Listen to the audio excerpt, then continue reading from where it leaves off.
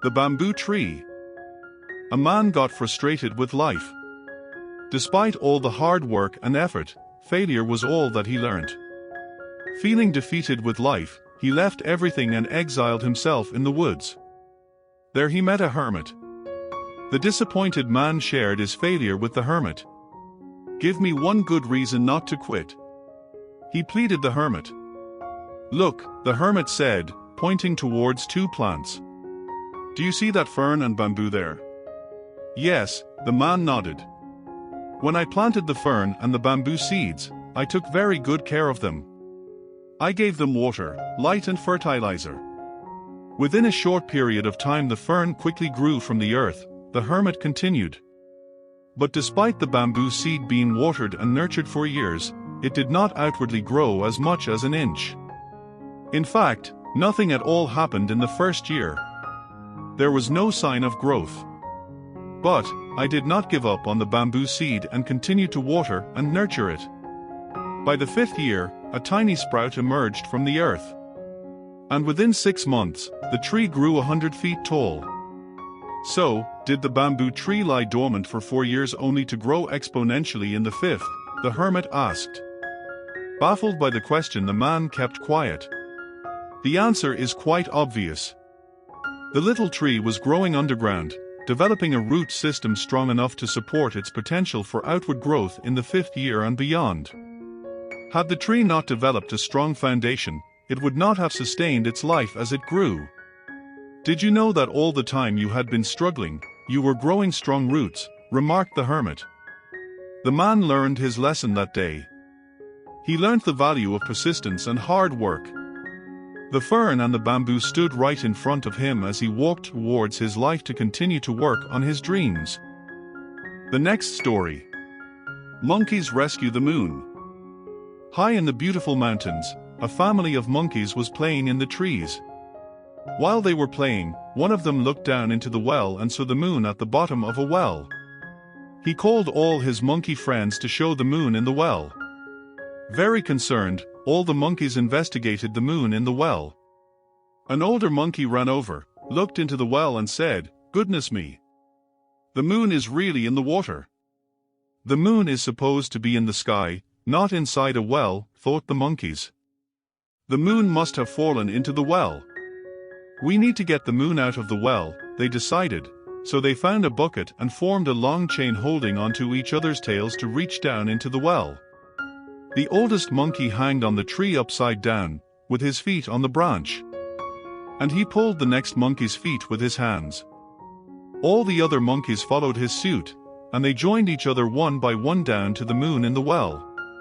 Just as the last monkey could almost scoop the moon into her bucket, the one at the top felt his grip slipping.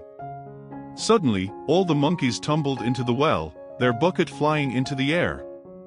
As they looked up from the bottom, they saw the moon glistening in the sky. "A job well done," they congratulated each other. "Now how do we get out of the well?" The monkeys had not realized that the moon in the well was the mere reflection of the moon in the sky. The next story. All for a coin. A very wealthy merchant had very little to worry about in his life. He had all the material comforts. But his biggest concern was his son. His son was very lazy and showed no intelligence or creativity, much less any willingness to work. However, his mother, the merchant's wife, always made excuses for her son and thought the best of him. As the lad was getting older and it was time for him to get married, the merchant was worried that his son was not ready for the family responsibility. "My lazy son doesn't have the wit or will to work. How will he ever be able to make a living?" The merchant knew that the wealth he had accumulated in his life would not last forever. His foolish son may lose it all in an extravagant spree, or some cunning person may dupe him into losing all. But the mother's heart couldn't see the flaws in her son and have set her heart on finding a wife for her son. So she urged the merchant to find a suitable girl from a good family for her son. She talked about how her son had improved and grown wiser with time and how he was ready for marriage. The merchant was annoyed by constant pestering from his wife. "Fine, we can look for a girl for our son." The merchant finally gave up to her continuous pestering. But, I have a condition. The girl who is supposed to marry our son should buy one item with this one small coin. But, that one item must be something to eat, something to drink, something to plant in the garden, and some food for the cow. Then the merchant handed over the small coin to his son and asked him to find a girl who could do that. But that is impossible. How can anyone get something that can do so many things with such a small amount of money, said the mother. But the boy was optimistic and went to the town to find the girl who could buy him something to eat, drink, plant, and give to the cows. In the town, he met many beautiful women, daughters of wealthy merchants, but no one could think of anything to buy with the coin. Some of the girls laughed at the bizarre demand of the merchant's son, and some of them even claimed he must have gone crazy. But the young lad did not lose hope and visited every household that had girls of marriageable age. The last house in the town was of an ironsmith. The boy was exhausted and sad when he went to the house.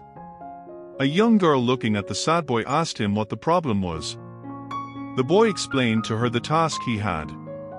What can be bought for only one small coin, to eat, drink and all other things my father asks for? Surely this is an impossible task, said the boy. Oh, that is easy, I can do that, the girl claimed. I know what you can do, the young girl claimed. So the girl took him to the fruit market and bought him a watermelon with the coin. It provides something to eat, something to drink, something to chew upon, something to plant in your garden and some food for the cow. Give it to your father, and they will be pleased. The boy went home happily with a watermelon. The mother of the boy was happy that she would now get a daughter-in-law. The merchant was impressed with the cleverness of the girl. Such a wise girl will be able to look over and correctly guide my son. So, he went to the ironsmith house and requested his daughter to be married to his son. The merchant's son married the wise daughter of the ironsmith. With such a wise wife, the boy became a hard-working young husband, and they all lived happily ever after. Thanks for watching this video. Please subscribe to the channel and like this video. Thank you very much.